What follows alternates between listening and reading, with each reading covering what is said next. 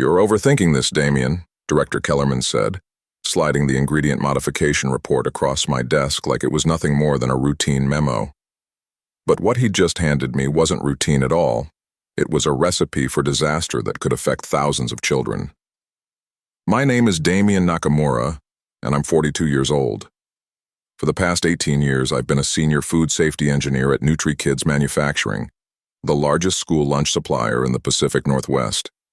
I started as a quality control technician right out of college, working my way up through every department until I became the guy responsible for ensuring that 340,000 children across Oregon and Washington get safe, nutritious meals every day.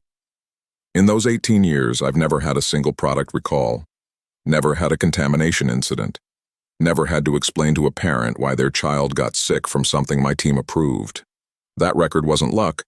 It was the result of obsessive attention to detail and an unwavering commitment to food safety standards that went beyond what the FDA minimally required.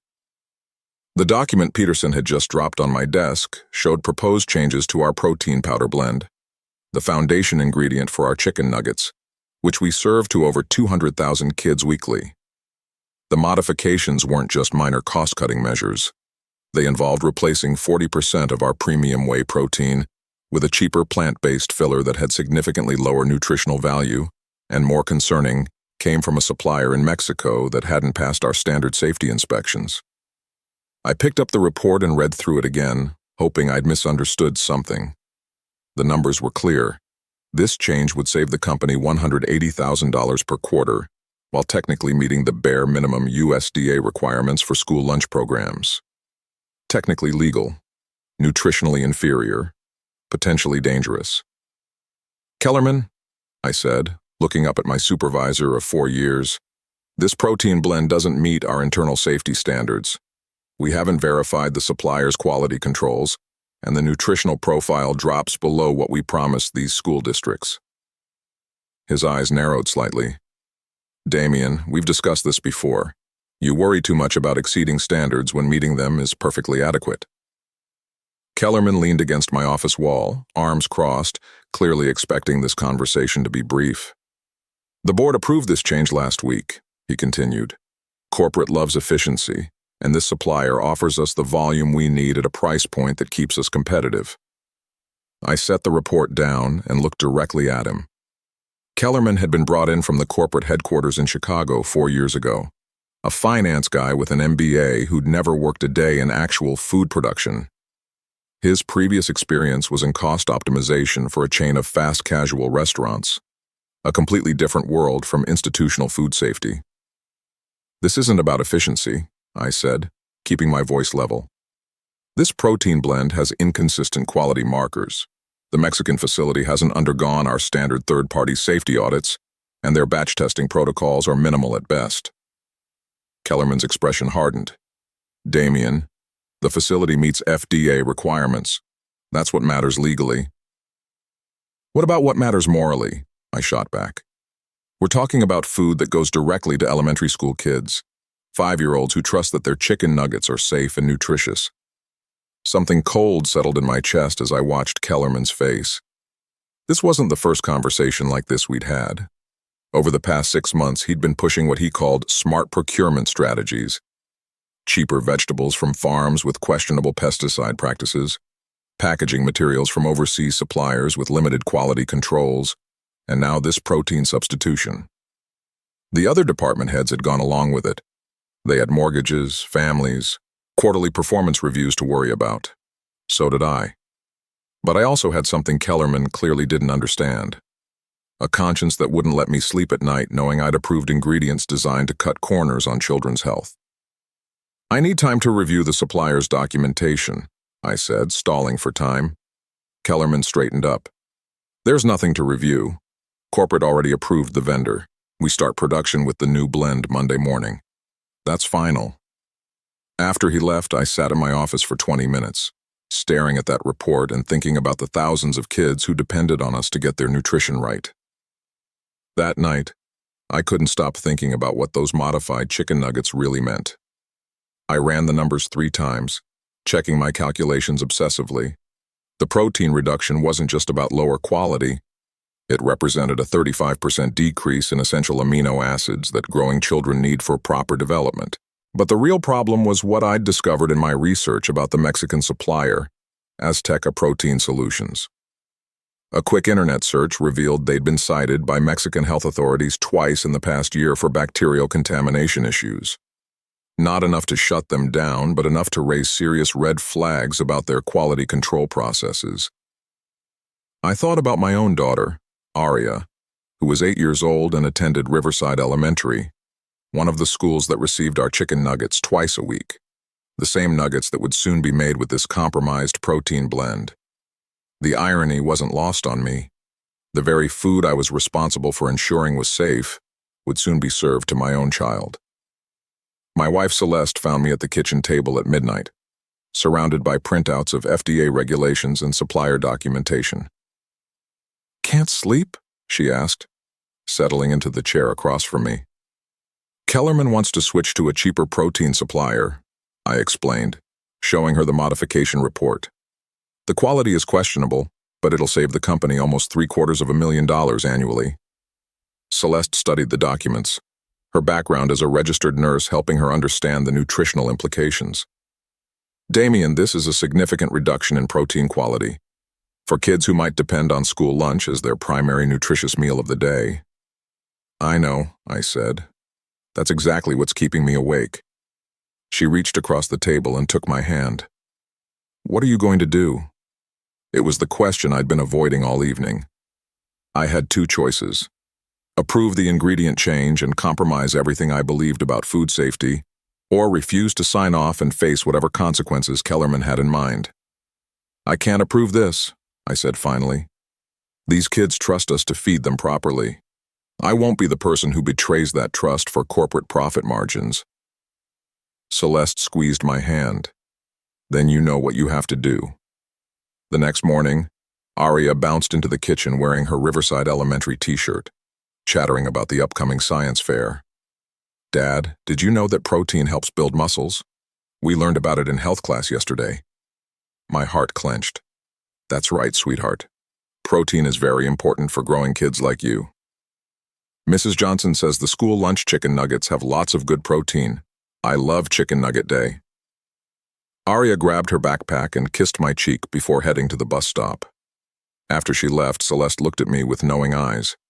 This just got very personal, didn't it? It had.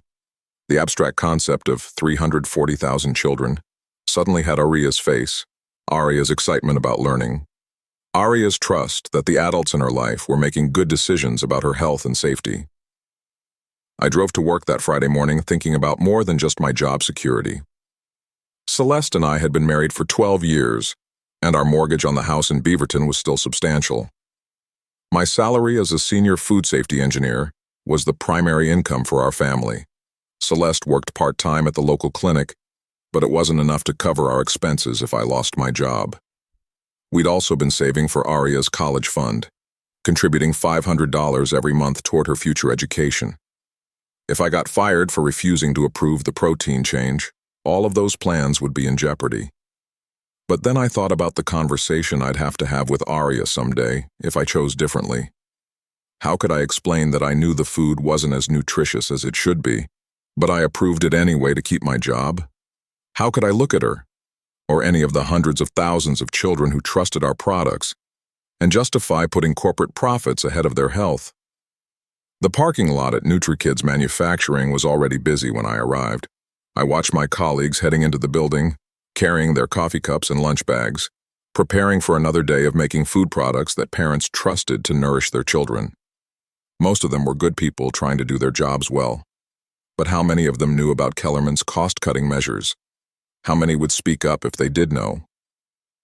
As I walked toward the entrance, I realized this wasn't just about my personal integrity anymore.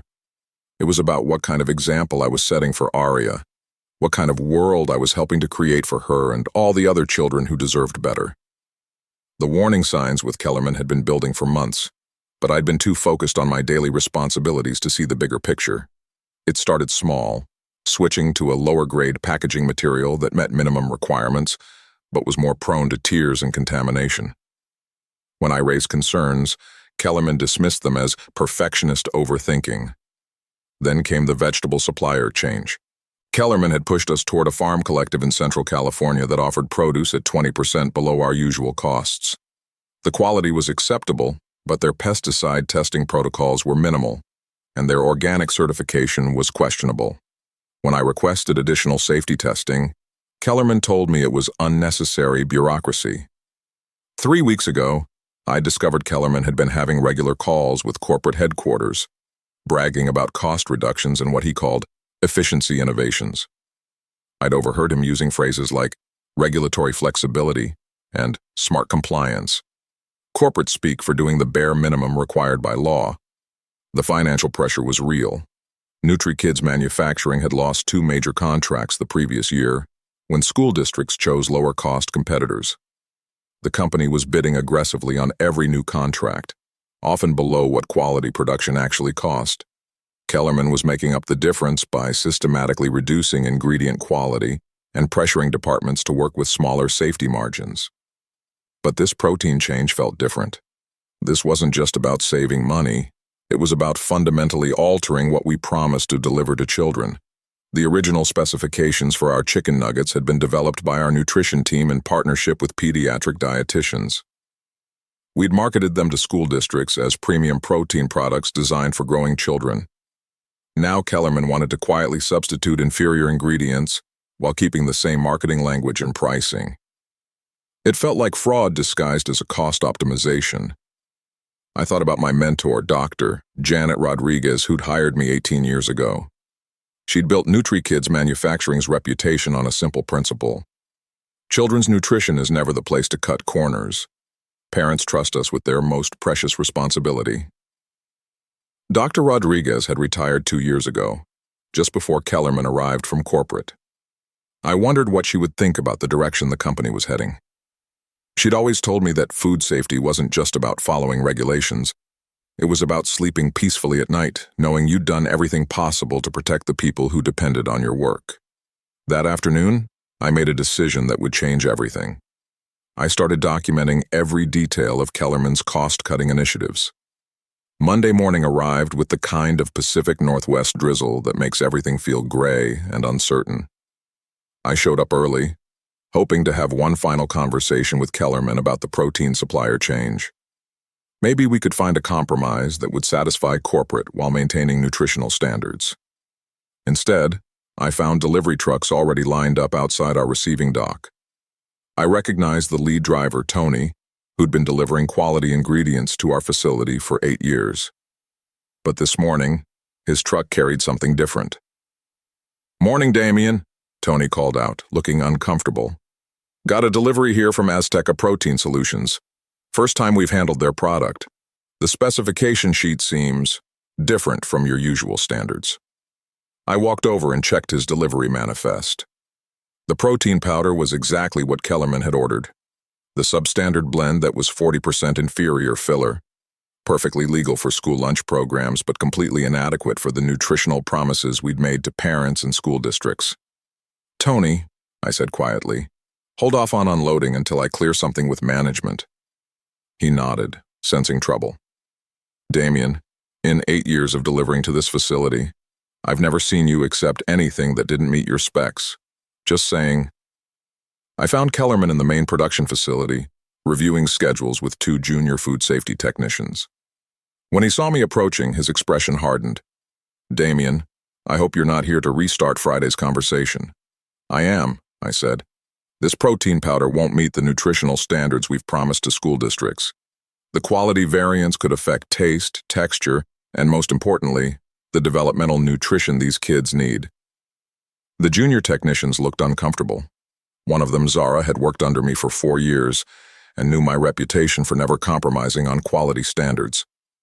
Kellerman stood up, his voice rising. "Damien, I'm going to say this one final time. Corporate has approved these specifications. The protein meets minimum USDA requirements for school lunch programs. We are not spending an extra $180,000 per quarter to satisfy your perfectionist tendencies." "This isn't about perfectionism," I said, keeping my voice steady. "It's about delivering what we promised. It's about children's health." The job, Kellerman said, his face flushing red, is to produce school lunch products on time and on budget. Period. If you can't handle that level of business reality, maybe you need to find another line of work. The production floor went quiet. Zara and the other technicians stared at their clipboards, pretending not to listen. Several production line workers had stopped what they were doing to watch the confrontation. I looked at Kellerman for a long moment, thinking about my 18 years with this company, the reputation I'd built, all the children who'd eaten safe, nutritious food, because I'd insisted on doing things right. Then I thought about Arya and all the other kids who deserved better. I won't approve substandard ingredients for children's food, I said. Find someone else. Kellerman's face went bright red. You're fired. Pack your personal items and get off my facility. I didn't argue, didn't raise my voice. I simply nodded and walked back to my office to gather my personal belongings. As I loaded my desk items into a cardboard box, I saw Zara watching from the production floor window. She looked like she wanted to say something, but stayed where she was. Smart career move in a company where questioning management got you fired. As I carried my box to the parking lot, I called Celeste from my truck. How did it go? She asked. I'm unemployed, I said. Silence on the other end, then, good. You couldn't live with yourself if you'd back down. She was right, but being right doesn't pay the mortgage or fund college savings accounts. I spent the rest of the week making calls to other food manufacturing companies in the Portland metro area. My reputation in food safety opened doors, but every conversation ended the same way. Word travels fast in the specialty food industry, and everyone knew I'd been fired from NutriKids. Damien, you're a solid food safety engineer, said Dr. Vincent Torres, owner of Pacific Northwest Food Solutions. But I can't afford to hire someone who won't follow management directives. This is a business, not a nutritional purity crusade. Another company manager was more direct. Look, we all know Kellerman. He's got connections throughout the industry. Nobody wants trouble with NutriKids manufacturing. Maybe try looking outside Oregon. By Friday, I realized I was being systematically blacklisted. Kellerman had made calls, spread the word that I was difficult to manage, and inflexible about cost controls. In a tight industry where everyone knew everyone, that was a career death sentence. Celeste found me at the kitchen table that evening, surrounded by rejection emails and job search printouts. The school district called, she said quietly. They want to know if we're still planning to volunteer for the spring fundraiser. The irony hit me like a punch to the gut.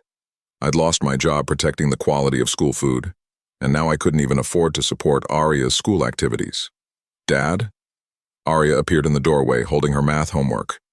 Why do you look sad? How do you explain to an 8-year-old that doing the right thing sometimes costs everything? That the adult world is complicated and unfair? That good people sometimes get punished for trying to protect children? Just work stuff, sweetheart, I said. Nothing for you to worry about. But I was worried. About our savings account that would only last 3 months. About the health insurance we'd lose at the end of the month. About explaining to Arya why we might have to move or change schools. What Kellerman didn't know was that I'd spent the weekend before my firing doing more than just soul-searching. I'd been building a case. Over the weekend, I'd compiled everything I'd gathered during the months of Kellerman's cost-cutting campaign. Emails showing the ingredient specification changes. Purchase orders revealing the systematic quality reductions. Photos of the original nutritional contracts compared to the modified supplier agreements. And text messages between Kellerman and various suppliers discussing flexibility and creative solutions. But I had something Kellerman didn't expect. Detailed documentation of every safety concern I'd raised and every response I'd received. As a food safety engineer, I'd learned to protect myself against liability claims by keeping meticulous records. What I'd been collecting for legal protection now became evidence of systematic negligence. The most damning evidence was a series of recorded safety meetings from the past 2 months. Standard practice in food manufacturing is to record safety discussions to ensure compliance documentation. What I'd captured was Kellerman explicitly instructing department heads to work around certain FDA guidelines and discussing strategies to manage inspector visits. Monday morning, I drove to the Oregon Department of Agriculture's Food Safety Division office in Salem. The division director, Dr. Iris Foster, had worked with me on several industry safety initiatives over the years. She knew my reputation for thorough, compliant food production. "Damien," she said, looking surprised when I walked into her office. "I heard about what happened at NutriKids. I'm sorry." "Iris, I need to file a formal food safety violation report," I said, setting a thick folder on her desk. Her expression grew serious. "What kind of violations are we talking about?" I opened the folder and showed her the protein specifications, explained the nutritional reductions, walked her through the emails and purchase orders. Iris studied the documents for 30 minutes, occasionally asking technical questions about processing standards and nutritional requirements. "Damien, this is substantial," she said finally. "If what you're showing me is accurate, this represents systematic misrepresentation of nutritional content to government contracts." "It's accurate," I said. "Every document is dated and verified." She leaned back in her chair. "You understand that filing this report will trigger a comprehensive investigation. We'll have to inspect the facility, review all recent production, and audit their supplier relationships." I nodded. "I understand." "You also understand that NutriKids Manufacturing will know you filed the complaint." I thought about Kellerman's threats, about my blacklisted career, about the mortgage payments and Aria's college fund. Then I thought about those 340,000 children who trusted us to feed them properly. "I'm prepared for that," I said. Iris picked up her phone. "I'm calling our field inspection team right now." The Oregon Department of Agriculture inspection team arrived at NutriKids Manufacturing Tuesday morning at 7:30 a.m. sharp. I wasn't there to see it, but Zara called me 2 hours later, her voice shaking. "Damien, you need to know what happened," she said. "The inspectors showed up with boxes of documents and shut down production immediately.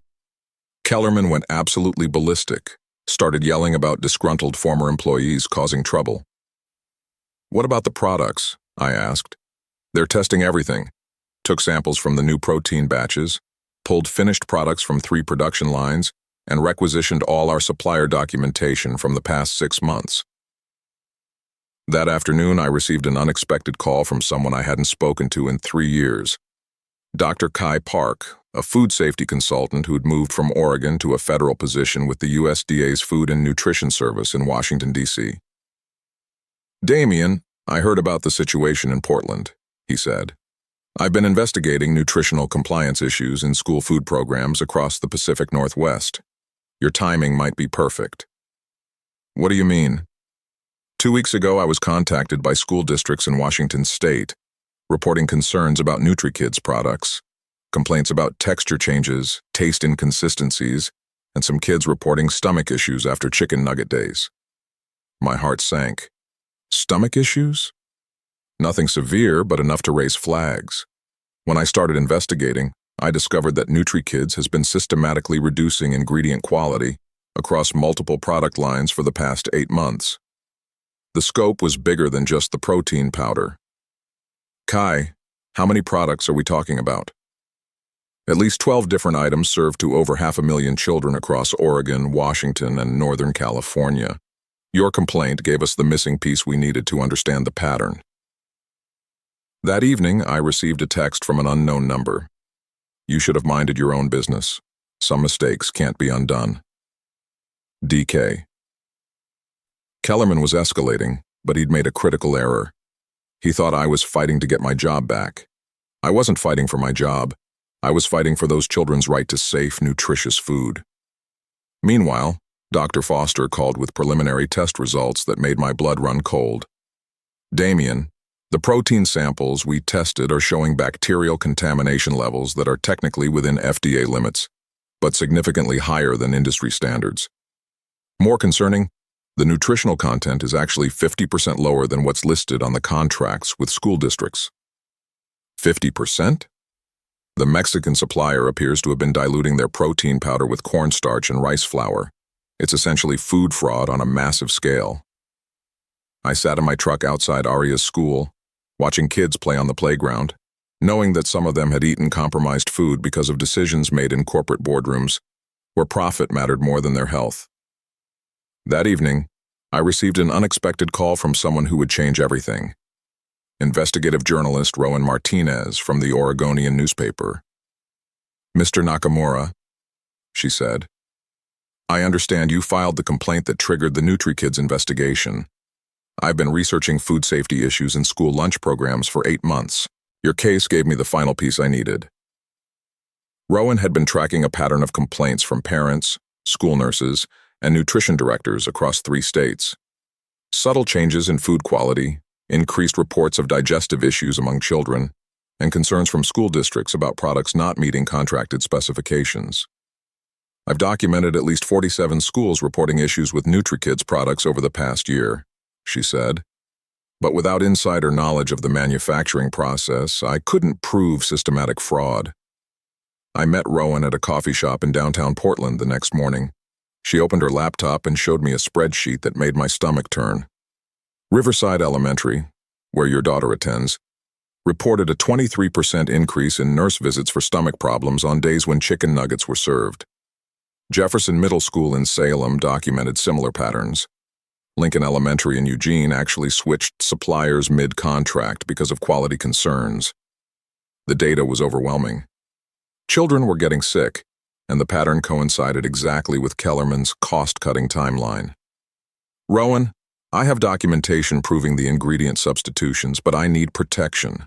Kellerman has already blacklisted me from the industry." She smiled grimly. "Mr. Nakamura, I work with whistleblower protection attorneys regularly. Let me introduce you to someone." 2 days later, I sat in the downtown Portland office of attorney Sage Walsh, who specialized in corporate fraud and whistleblower cases. "Damien," she said after reviewing my documentation, "what you've uncovered isn't just food safety violations. This is systematic fraud against government contracts. The nutritional misrepresentation alone could result in federal charges." But the biggest breakthrough came when Zara finally found the courage to call me. "Damien, there are 6 of us in the department who've been documenting everything," she said. "We were too scared to speak up while you were there, but after they fired you, we realized we couldn't stay silent anymore." Zara connected me with 5 other NutriKids employees who had been quietly collecting evidence of Kellerman's practices. Quality control technicians, production supervisors, even a purchasing manager who had email chains showing Kellerman pressuring suppliers to provide false quality certificates. "We're all willing to testify," Zara said, "but we need guarantees that we won't lose our jobs." Attorney Walsh smiled when I told her about the group of employee witnesses. "Damien, with this level of internal documentation and employee testimony, we're not just talking about civil violations anymore. This could be criminal fraud." The next call I made was back to Dr. Park at the USDA. "Kai, it's bigger than we thought. We have evidence of systematic fraud across multiple states." The Oregonian published Rowan Martinez's investigation as a front-page series titled, "Lunch Money: How One Company Put Profits Before Children's Nutrition." The first article hit newsstands on a Wednesday morning in March. By noon, the Oregon Attorney General's office had announced a criminal investigation into NutriKids manufacturing for fraud and endangering public welfare. By 2 p.m., the company's stock had dropped 42%, and trading was suspended pending the investigation. By 4 p.m., federal agents were escorting Kellerman out of the NutriKids facility with boxes of evidence. I was sitting in Attorney Walsh's conference room when the news alerts started flooding my phone. "How does it feel to see justice in motion?" she asked. "Like those kids can finally get the nutrition they deserve," I said. The criminal charges were extensive: wire fraud for falsifying nutritional specifications, conspiracy to commit fraud for the systematic ingredient substitutions, and endangering public welfare for knowingly providing substandard nutrition to children. The evidence was overwhelming. Hundreds of emails discussing creative compliance, financial records showing kickbacks from substandard suppliers, and testimony from 7 employees detailing the pressure to cut corners. But the civil litigation was where real accountability happened. 43 school districts filed lawsuits seeking damages for breach of contract and fraudulent misrepresentation. The parents' class action lawsuit sought compensation for children who had suffered health issues from the compromised food. Zara and the other employee witnesses received federal whistleblower protection, ensuring they couldn't be fired or retaliated against for their testimony. 3 months later, I sat in a federal courtroom and watched Kellerman receive a sentence of 5 years in prison and full restitution to affected school districts. The judge's words echoed in the courtroom. "Mr. Kellerman, your actions compromised the health and nutrition of hundreds of thousands of children. Food safety professionals hold a sacred trust to protect the most vulnerable members of our society. You violated that trust for corporate profit." After the sentencing, I walked out of the courthouse into bright June sunshine. Rowan Martinez was waiting on the steps with her camera crew. "Mr. Nakamura, any comment on today's outcome?" I thought about everything that had led to this moment. The choice between keeping my job and keeping my conscience. The months of legal battles and death threats from Kellerman's supporters. The nights Celeste and I had stayed awake wondering if we'd made the right choice. "Those children are going to have safe, nutritious food again," I said. "That's all that matters."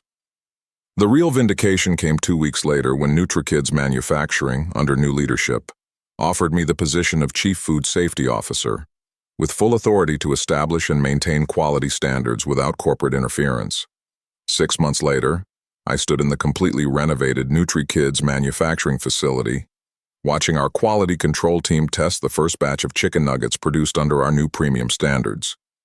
The protein content was 40% higher than Kellerman's Substandard specifications, sourced from certified organic suppliers who exceeded FDA requirements. Aria visited the facility that afternoon with her 4th grade class on a field trip to learn about food production.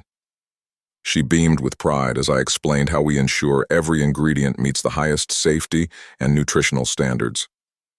"My dad makes sure school food is healthy," she told her classmates. "He says kids deserve the best nutrition possible." Later, as we toured the production floor, Aria asked the question that made everything worthwhile.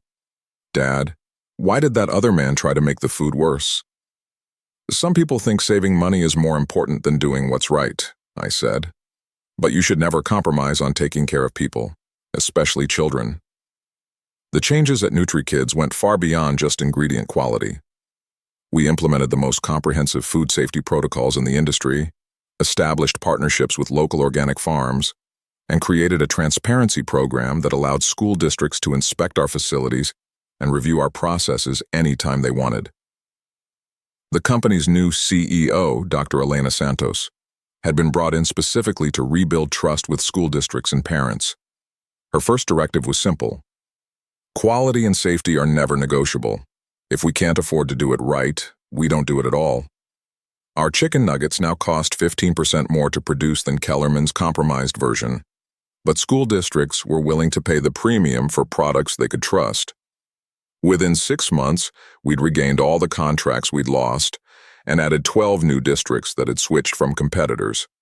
Zara was promoted to Senior Quality Control Manager, leading a team dedicated to ensuring that nothing like Kellerman's cost-cutting scheme could ever happen again. The other employee witnesses who had testified were all promoted to positions with enhanced authority to question any practices that might compromise food safety. That evening, I drove home through neighborhoods where children attended schools that served our food. Safe, nutritious food that met every promise we'd made to their parents. I pulled into my driveway and sat for a moment, looking at the house Celeste and I had nearly lost during the months of unemployment and legal battles. Sometimes doing the right thing costs everything. Sometimes it gives you everything back, plus the knowledge that you protected the people who mattered most. Aria ran out to meet me, her backpack bouncing as she announced that Chicken Nugget Day was tomorrow at school. "The best part," she said, grinning up at me, "is knowing my dad made them extra good." That night, for the first time in over a year, I slept peacefully, knowing that every child who ate our food tomorrow would get exactly the nutrition they deserved.